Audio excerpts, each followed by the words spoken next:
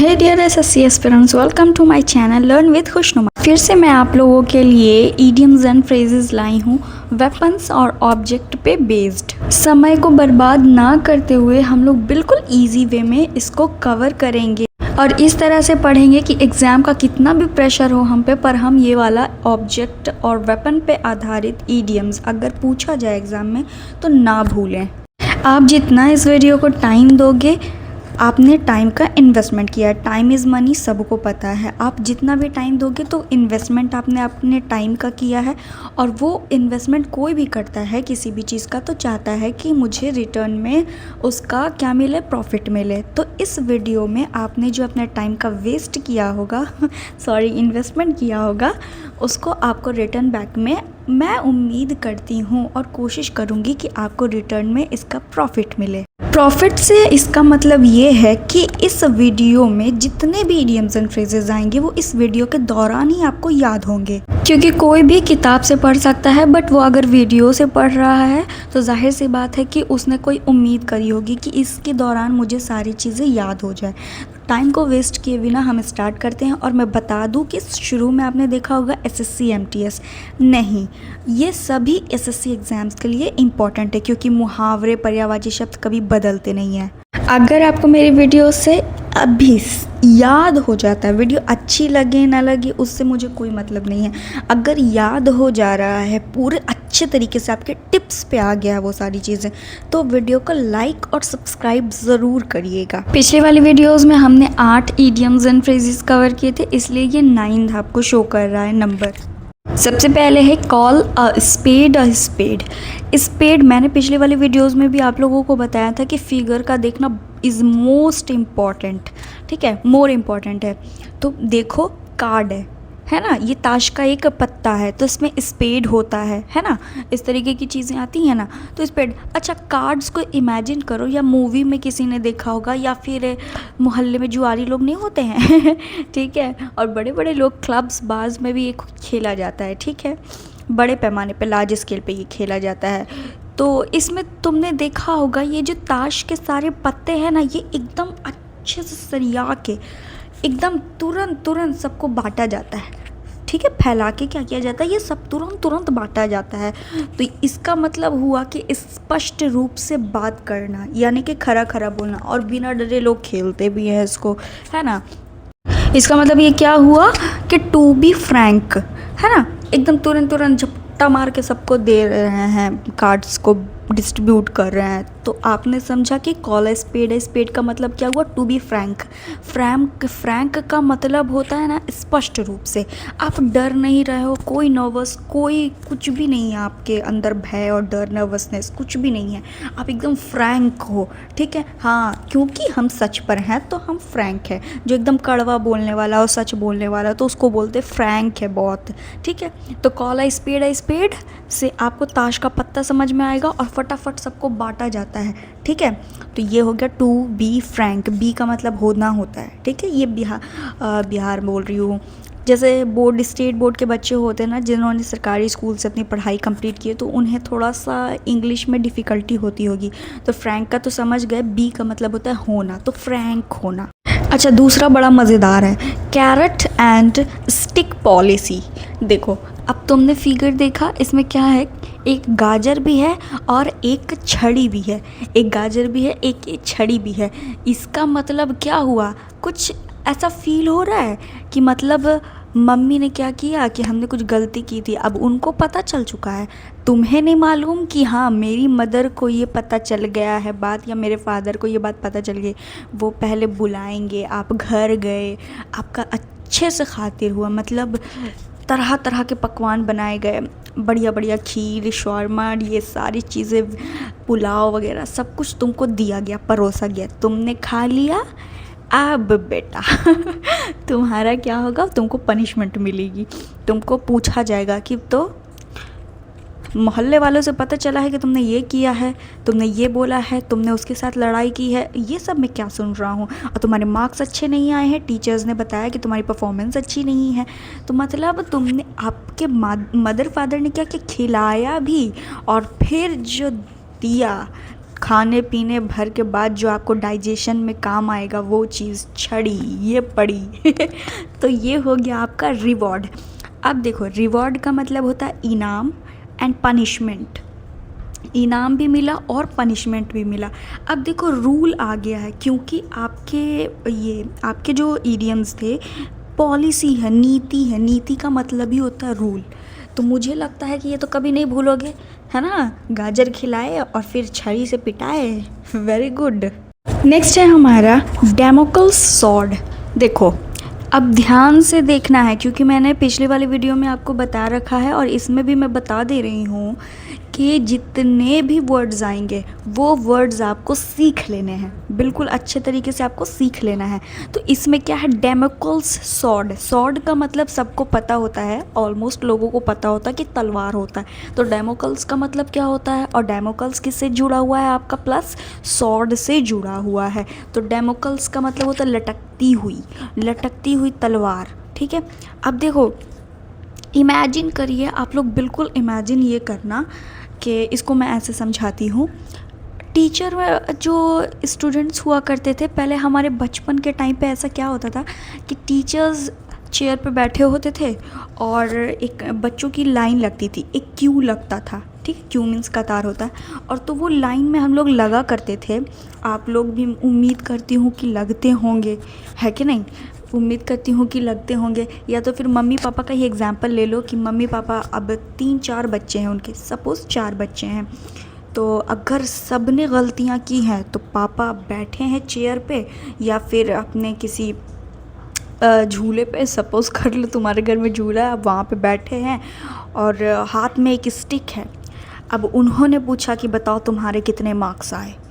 तो एक बच्चा बोलता है कि मेरे तो 90 मार्क्स आए। अब जो सबसे लास्ट में जो बच्चा खड़ा हुआ है, समझ लो आप हो। ठीक है, आपके 100 में कितने मार्क्स आए हैं, सिर्फ और सिर्फ 35 मार्क्स आए, यानी कि तुम पास हो गए हो।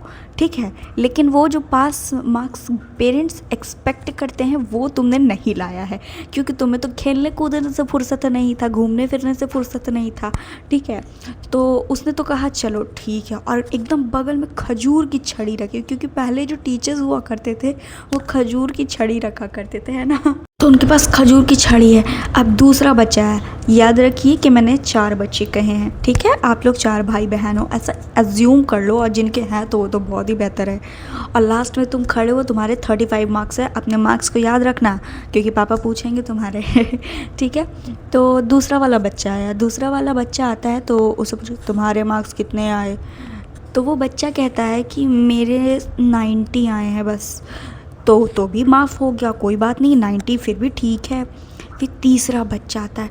अब देखो, जो 1 गया, दूसरा बच्चा गया। ठीक है, पहला बच्चा गया, दूसरा बच्चा गया।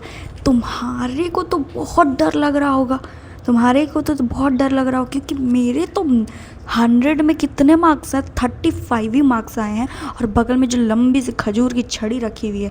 अब जो तीसरा बच्चा आया, तीसरा बच्चे से पूछा तुम्हारे कितने मार्क्स आए हैं। तो वो बच्चा बोलता है मेरे तो 60 मार्क्स आए। अब जो 60 मार्क्स पापा ने सुने, उसके फादर ने सुना, उन्होंने अपनी छड़ी उठाई और देना स्टार्ट किया।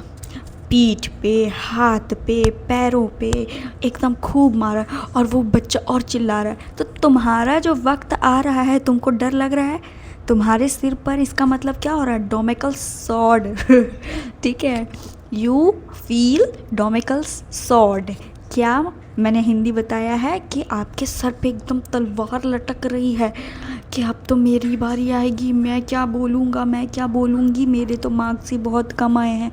तो अब उसमें क्या हो रहा है कि सिर पर तलवार लटक रही है कि ओ नो, मेरा भी। तो देखो, जो आने वाली तुम पे जो समस्या है, प्रॉब्लम तारी होने वाली, यानी कि तुम पे आने वाली है, आने वाला जो दुर्घटना, मतलब तुम पे कोई मुसीबत आने वाली है, दैट मीन्स कि सिर पर तलवार लटक रही है, तो वही होता है इमिनेंट, वही होता है इम्पेंडिंग डेंजर। ठीक है, आने वाला, अनकरीब आपका जो कोई खतरा होता है उसे कहते हैं। ठीक है, तो समझ में आया डेमोकल सॉर्ड का मतलब क्या होता है, इम्पेंडिंग डेंजर। इमिनेंट का मतलब और इम्पेंडिंग का मतलब मैं बता रही हूँ, ध्यान से सुनिए। टाइम जितना भी लगे पर हमको सीख के जाना है, हमको ऐसी फोकट में टाइम वेस्ट नहीं करना, हमको इन्वेस्टमेंट का प्रॉफिट चाहिए। तो इसमें क्या करोगे तुम कि तुमने इम्पेंडिंग और इमिनेंट का क्या हिंदी समझा, कि इसका हिंदी होगा कि आने वाली जो मुसीबत है उसे कहते हैं, आने वाली मुसीबत को ही कहते हैं। चलो, मुझे लगता है कि ये तीनों में आपको कोई भी दिक्कत नहीं हो रही होगी। नेक्स्ट पे चले। नेक्स्ट आपका आता है 12th नंबर पे, गेट इनटू हॉट वाटर्स। इसमें तो कोई भी दिक्कत नहीं है। गेट इनटू हॉट वाटर्स का मतलब क्या होगा? देखो, गेट का मतलब चले जाना, ठीक है, या पाना होता है, ठीक है। इनटू हॉट वाटर, कोई गर्म पानी है बर्तन में, समझ लो। अब बगल में तो एक मटका चढ़ा हुआ भी है फ्लेम पे, हाई फ्लेम पे चढ़ा हुआ है, देख लो भाई।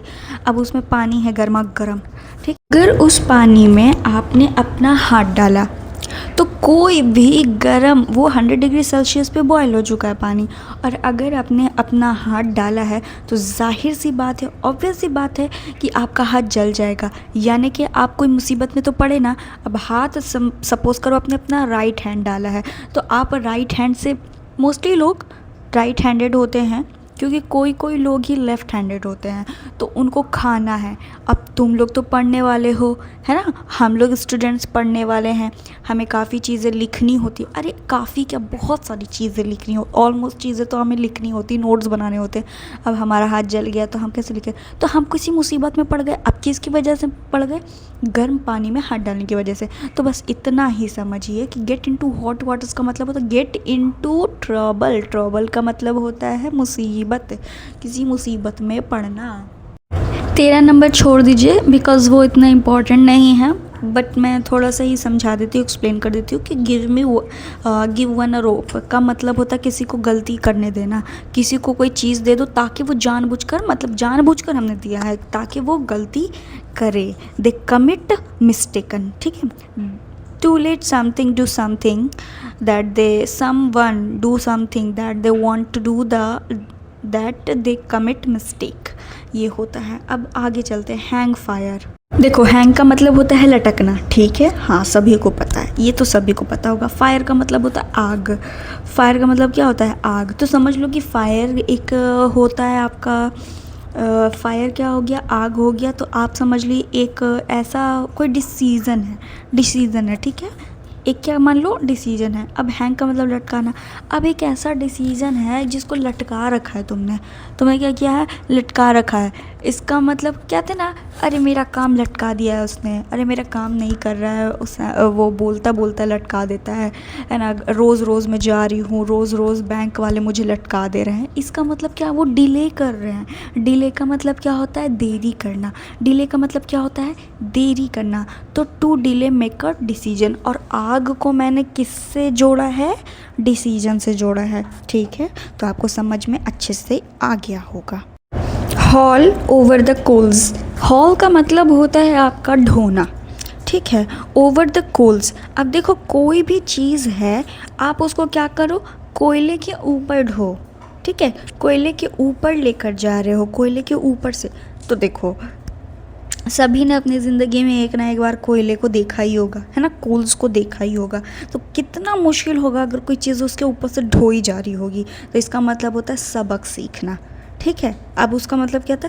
तो मतलब टू टेक टू टास्क, समझ में आया? इसमें उतना ज़्यादा आपको लेंदी नहीं है, कोई समझने वाली चीज़ नहीं है। आई होप कि आपको समझ में आया। टू टेक एक लेना, टास्क का यहाँ पे मतलब हो गया सबक, एक सबक ले लिया हमने। नेक्स्ट है हमारा 16वां number, have too many irons in the fire. इसका मतलब होता है टू मैनी का बहुत सारे आयरन्स हैं जो लोहे, बहुत सारा लोहा जो है आपके पास इन द फायर, आग में है।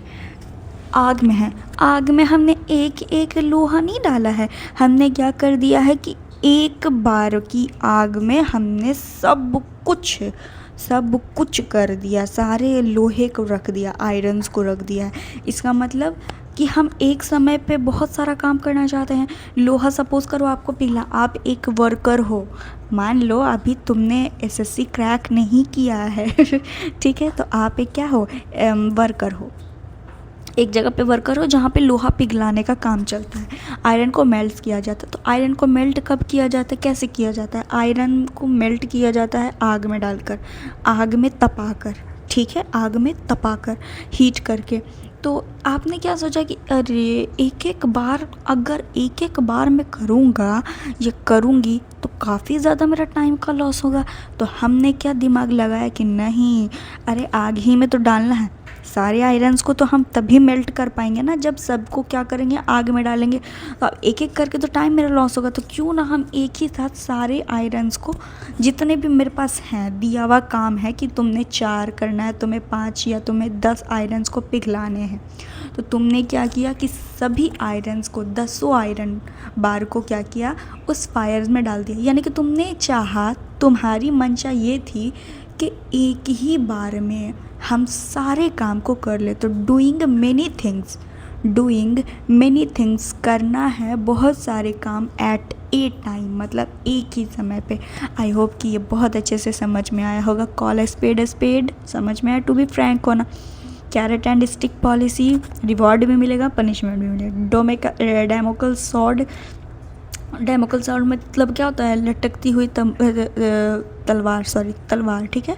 Get in to hot water, get in trouble, और गिव मी 1 रोप, ये भी मैंने बता दिया। किसी को ज़बरदस्ती आपको कोई भी काम आपने दिया है और इसलिए दिया है ताकि वो जबरन वो जानबूझकर कोई गलती करे, आपने जानबूझकर दिया है। हैंग फायर, कोई डिसीजन आप ले नहीं पा रहे, to delay making a decision.